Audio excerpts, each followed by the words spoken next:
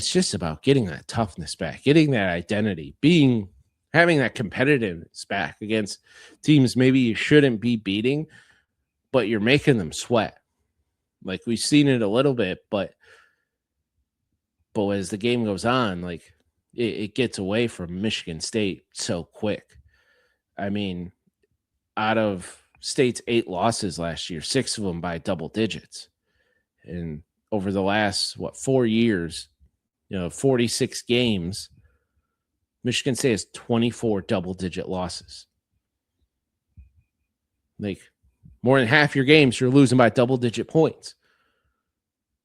Like that's ridiculous. Like we need to bring back that toughness and competitiveness to Michigan State football.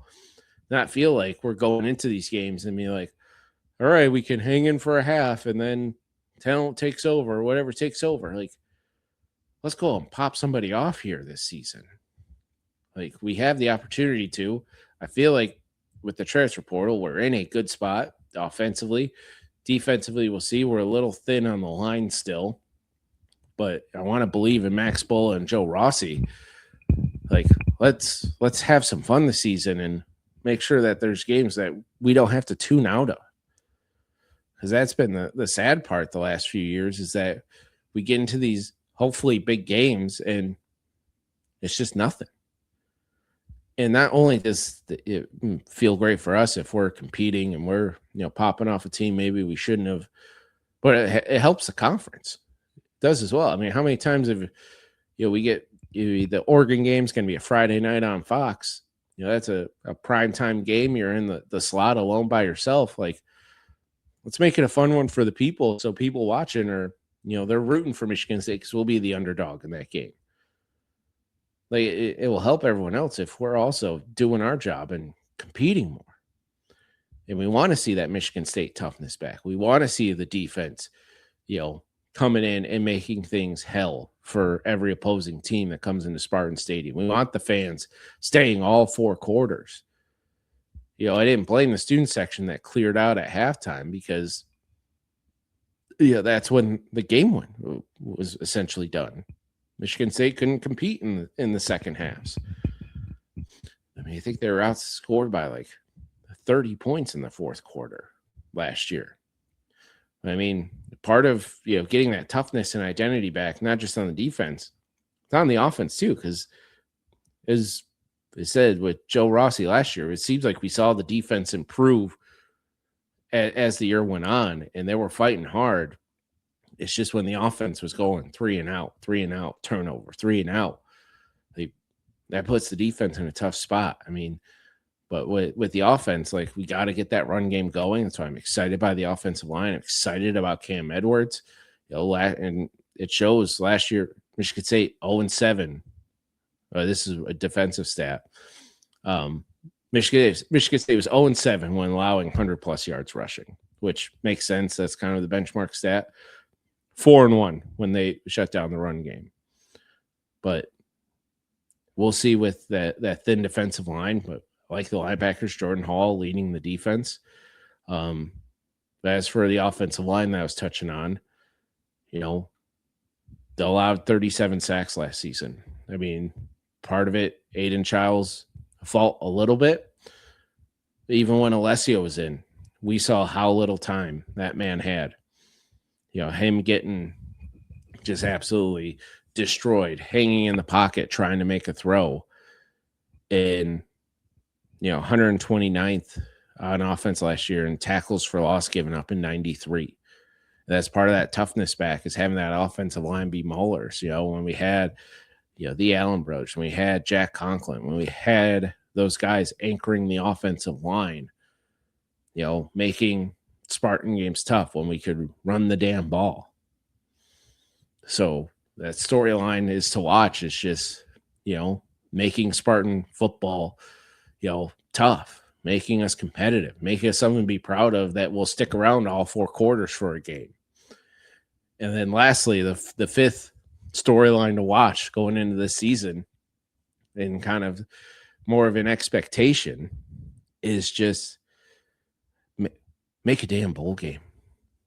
Like, that's how low we are as Spartan fans, is that the lowest bar you could possibly have for a football program, especially in the year 2026, is getting 6 wins and going to a bowl game, or it seems the trend now, get 6 wins and decline going to a bowl game, but at least getting over that first hump for Pat Fitzgerald. Like, that's what needs to happen, is at least getting 6 wins. You need to beat your former quarterbacks. That's 3 wins. You have Toledo on the schedule. That should be a 4th win. You're going to have to get 4 plus Big Ten wins this season and at least be in the middle of that conference, when it comes into the conference race, and avoiding Ohio State, avoiding some of these other teams. You don't get USC this year. Granted, you have Oregon. You have 3 of the West Coast teams. You have Oregon, UCLA, and Washington. But you get Nebraska on your schedule. You get Rutgers on your schedule. Like, those are games that you have to win, especially the ones coming into Spartan Stadium. I mean, they said, like, this is the lowest bar you can possibly set for a team right now. And, hasn't been met in this. This is year 5. Our last bowl game was 2021, the Kenneth Walker year. After that, pair of 5-win seasons, a couple 4-win seasons. The way the transfer portal is now, NIL money, we don't have it. It stinks for coaches, but you just don't have the luxury of letting a coach go 4-8, go 5-7, and try to rebuild this team slowly, get his guys in. Like, because you shouldn't have to. Like, we said it last week's show, like, yes, Ignetti kind of ruined the bar for coaches, but it also showed that, like, these coaches can't slow sell their programs anymore of trying to buy another year for themselves.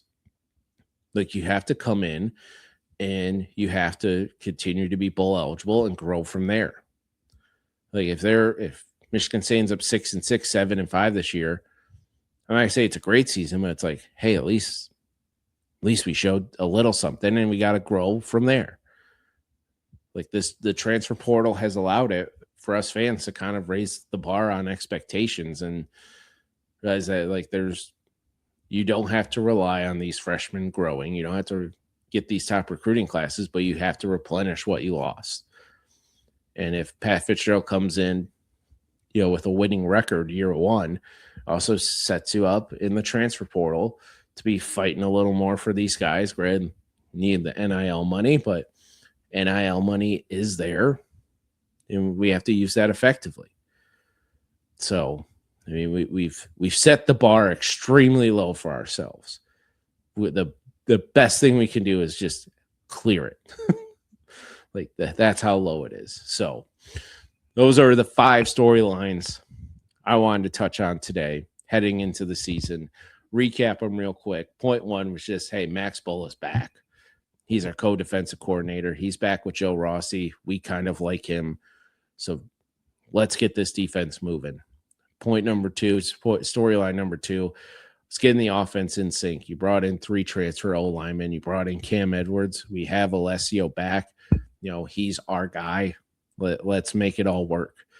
Point number 3 was the schedule. You play 3 former quarterbacks, Noah Kim with Eastern in week 2, Caton Hauser with Illinois in week 6, and Aiden Childs week 7 with Northwestern. But along with the schedule is that, you don't have Ohio State on there. You do have Notre Dame, and that rivalry is back, but you're catching Oregon at a nice time in your schedule as well. They're playing 7 straight games and coming here on a Friday night. Like, you have a chance to, make some things happen. Point 4 was just bring back that Spartan toughness and competitiveness. Like, let's make sure every game that we get to watch this year, or we get to go to this year, that, we're enjoying all 4 quarters of it. Or if not, like, we're clenching in the 4th quarter because it's a tight game. And number 5 is making a bowl game, and of course we didn't touch on playing Michigan, first year head coach, like the opportunities there to win there down in Ann Arbor.